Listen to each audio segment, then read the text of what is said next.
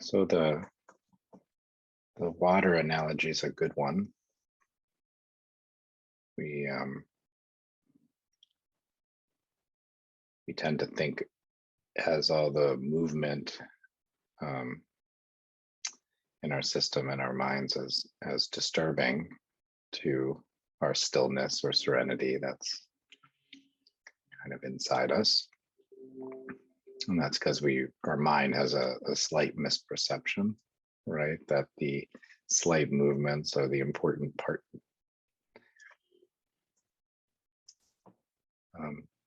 The text that kind of, I think, talks about that most eloquently is the Tao. There's a bunch of passages in there that basically are about finding serenity in yourself, and then the outside world doesn't basically bother you so much if you kind of read through it. But the reason we have a hard time getting there is because we're confused about our own nature from the get-go. And that serenity is part of our nature. And in that text, it also talks about there not really being good and evil, and these sort of opposites that we all identify, right? This is good and this is bad. Which is really useful because, the serenity comes from a place that's, the good and evil comes out of that place that is serene, is one way you could read that text. So all things emanate from the same source. And there's one little line in that book I like so much, which is, it basically says, the Tao is inexhaustible and you can do whatever you want with it. And, at first it's like, okay, that's nice. But I've always found that line like really powerful. There's a lot of freedom and choice in it. And what the text talks about is that you can do anything you want with it. But of course, first you have to like identify what that even is and find your own serenity first. So I've always found that inspiring in terms of practice, because it reminds us that's our first order of business every day, is to find our serenity. And then the actions we take don't really change that. And we don't tend to look at things that way. We tend to think that the actions we take, right, are responsible for everything. But, in a lot of these texts, but especially that one, it's kind of pointing out that the serenity is there. The things that all the awfulness and great things that happen are born out of is there. And to be centered in that is the practice. So seeing ourselves as filled with water, and seeing, the same way you might gaze out into a body of water and see like the little ripples on the lake, but you kind of have the knowledge that underneath that there isn't ripples. It's a nice thing to do for ourselves from time to time.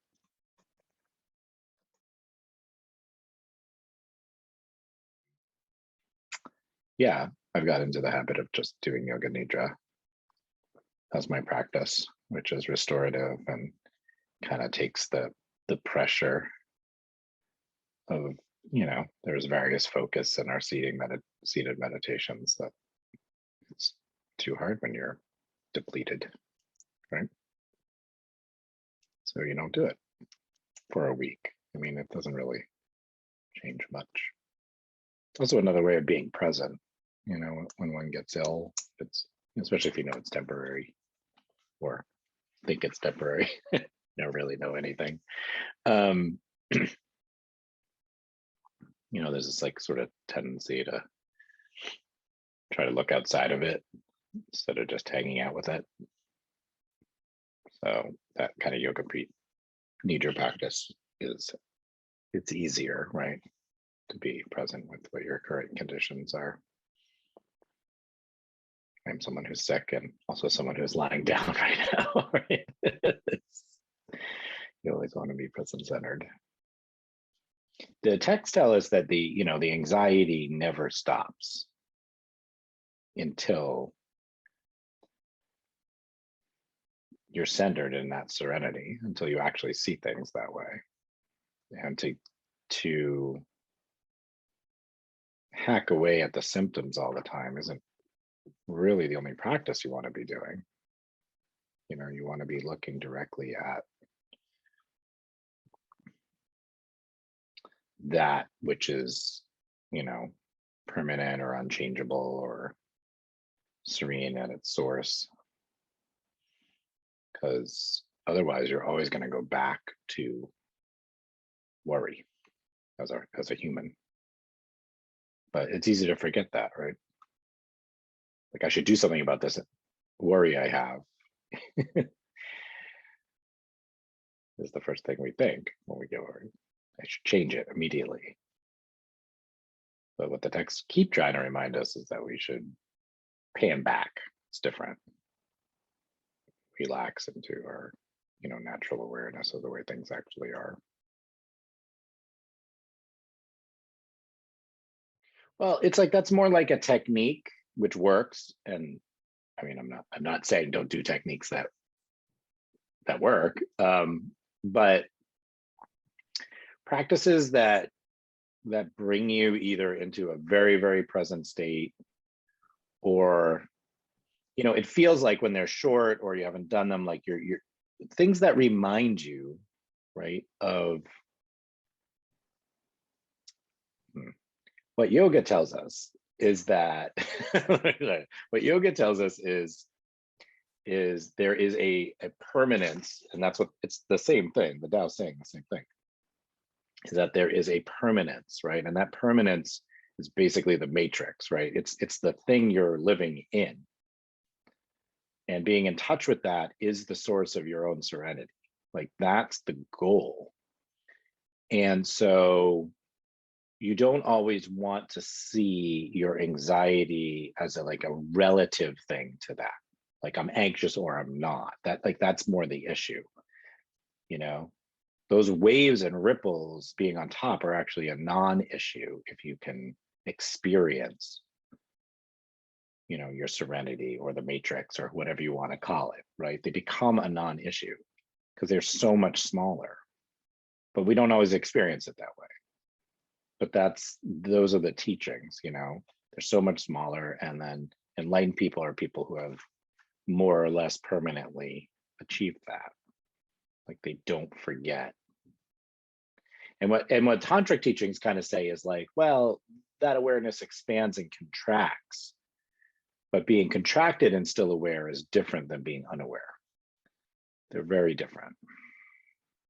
So I think we've all experienced this, where you're kind of annoyed at something, but you're not actually disturbed. You know that feeling? Like, you don't like it, it's aggravating to you, but your inner peace is in no way disturbed. So for a lot of people, not everyone, but for a lot of people, like children and pets are places where you can kind of see that clearly. Like, you're mad at your dog for eating your shoe, but you're not like really mad, like you're not angry in a deep way. It hasn't disturbed your ability to be aware of like universal truths, right? Because you got a puppy and you knew the puppy was going to eat the shoe, like back in the back of your head, and it's not a surprise. And versus those times where like you kind of like lose your mind because like you drop a mug on your kitchen floor and it cracks, and your inner peace is like destroyed because like you've lost all ability to stay present. And then with a lot of practice, those things like diminish, right? Where people see that not usually, but like common, right? It's like driving around or something. Like, I've heard that so many times just working with people where, one day you get cut off by a driver and it doesn't sort of disturb your inner peace, because you've developed this ability, right, to be more aware of that at all times. it's a compartmentalization that allows you to see that serenity is what the texts are telling us. It gives you another chance to like, for your mind to like sit where it wants to be sitting. But we all need techniques, right? I mean, I think everyone here does yoga, right? Like asana, like there's a reason you got into that, right? You felt better. It's a technique. So I've been thinking about this personally because I'm watching the world freak out. Anxiety is really picking up steam right now. It's not that there's no good and evil, it's just that they're from the same place. But when people talk about good and evil, they talk about them as being opposites. But it's not exactly that. Right. Because they have the same mother, you know. Even in the Tao, actually, it's, I can't remember which passage, but it says all that. And then later on, it's like a good person does this, a bad person does this. It's like almost like contradicting itself. But if you sit with it a while, you realize that one part's saying we're all born from the same thing, and the other part's saying, you know, they live in relationship to each other because of that. There's so many causes and conditions, as the Buddhists would say, to things. And to pretend we know what they are is not really accurate. You know, it wasn't until I got a slight glimpse into the way things actually were. Like, I mean, a lot of the teachers and sages over the years have pointed this out, and it's like, you never really want to say this out loud as a meditation teacher, but I'm gonna. There kind of has to be a moment where you get shifted. You know, and it's available to everyone, but you can't control when. You have to like kind of stay with it. But things happen where your mind gets changed. And it feels like, I mean, the results are sort of like a reprogramming. And what's, I think, frustrating sometimes, although it shouldn't be, and I know I shouldn't be frustrated, you know, based on all these teachings, but I am a little bit occasionally, is that that shift is very available. It's available to people, but there are a lot of forces, you know, in our world sort of working against that. And one of the big ones is our disconnection from nature. When you have big events in your life, it kind of forces you into sensory and feeling states that allow you to change and become very malleable in your mind. But our disconnection from nature is extremely numbing. We're so disconnected, you know, and sitting, you know, here's the upside, like meditating gives you moments, right, where you can just be in the present and the field and the energetic field you're sitting in. And like you said, like most of your day, you don't feel any of that stuff because you're being numbed. And sure, some of it's a coping mechanism, but it's not just that. It's that your sensory apparatus is being distracted. You know, so one of the things I did for myself is I went on a huge, and this is a long time ago, so it was even not as intense as it is now, like a massive input and tech break. And I did it in a city. I mean, I didn't listen to any news. I didn't watch television. I didn't, you know, I barely talked on the phone. I mean, I just did my thing, and it was extremely powerful in terms of the evolution of my practice. You know, when you're present, things are better, period, right? They're better. Not the externals, but your internal state. And then we allow ourselves to be distracted too much. And that's very nuanced. But you can't get distracted too much. You know, that's the lesson. It's like we need to be reminded, we need to practice. And then outside our formal practice, we need to remember. So remembrance is important. what some would say, teachings would say, is because you haven't understood the nature of the desire that's making you say that. So understanding the nature of desire in general is one of the important things we do as humans to understand who we are. So when we're saying this is it, like, you know, it's because we're desirous of something. And so the question we need to be asking is, well, what is it that we want?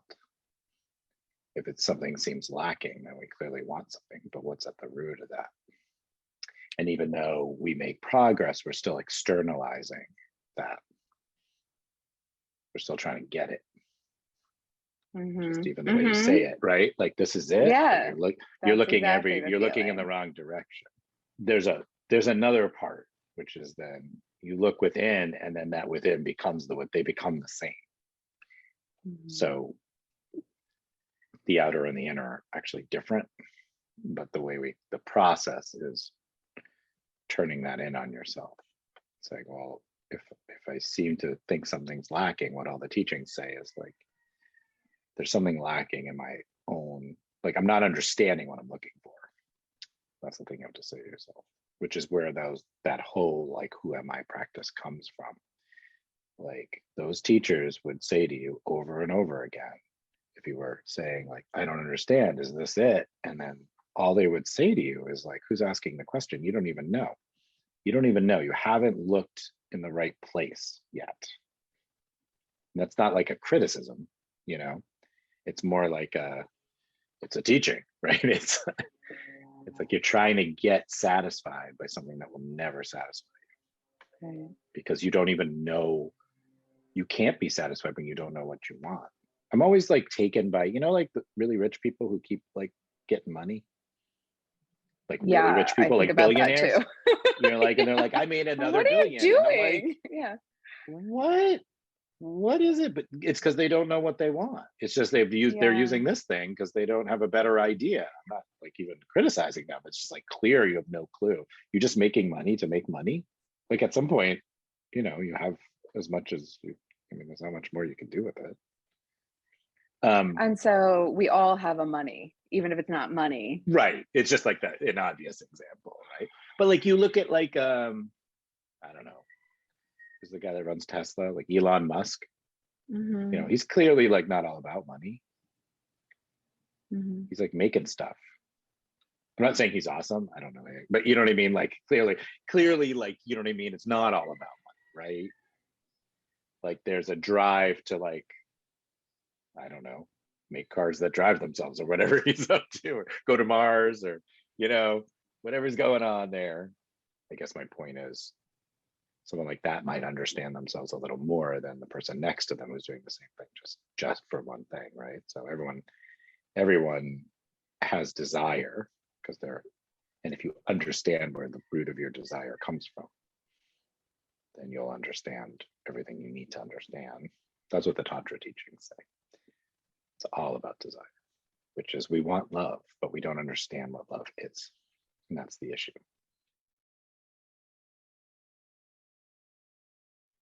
We have baggage with words, so you have to keep like working with the words, you know, for yourself. But the teachings say they're the same, because the freedom comes from the Tao, the innate, right, serenity.